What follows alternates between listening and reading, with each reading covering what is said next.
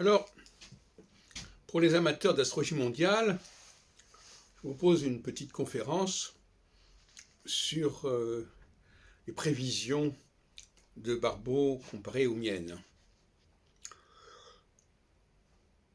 Alors, en 1994, dans l'astrologie selon Saturne, j'annonce des troubles importants pour l'année suivante, comparables à ceux de 1968, qui avait été le seuil précédent que j'avais étudié. Et dans les deux cas, Saturne tournait autour du zéro bélier un peu avant ou un peu après. Donc, échéance majeure, saturnienne, avec un retour de Saturne, 27 ans, 28 ans après. Et ça n'avait pas été pris en compte. Bon.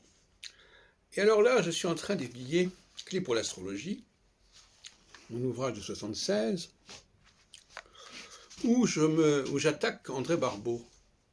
Mais j'avais oublié ce passage, page 164, dans la première édition, pas celle de 93. Alors, je travaille sur la courbe d'Uranus à l'époque, bon. Le supercycle uranien.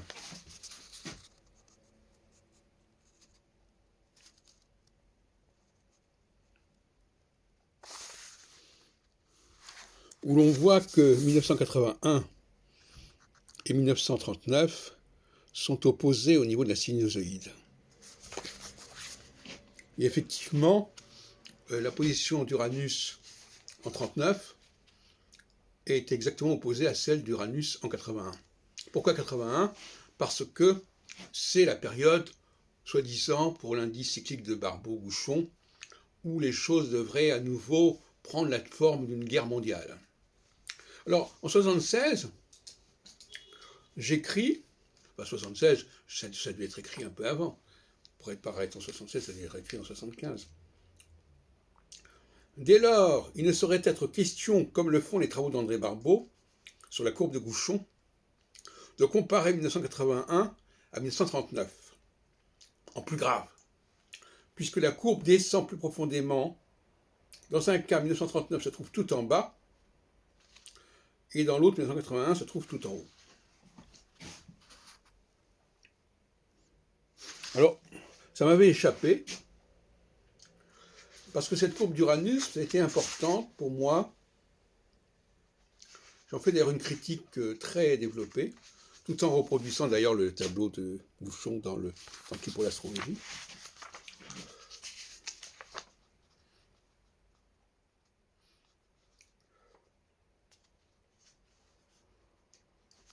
Donc, dans ce travail-là,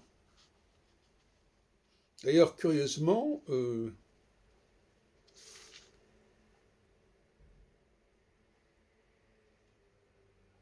marque, page 160, quant à Uranus, il faut lui donner la charge des courants idéologiques. L'essor du communisme peut ainsi être étudié au XXe siècle. Cycle uranien au XXe siècle.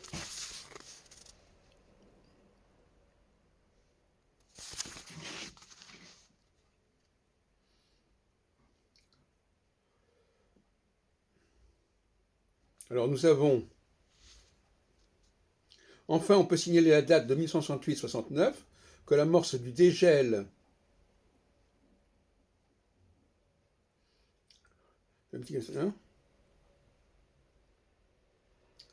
il reste quand même que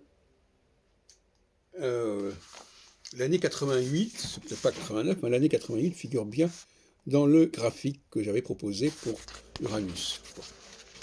Alors, je ne reviens pas sur le détail, vous n'avez qu'à lire l'ouvrage, on peut le trouver en ligne facilement.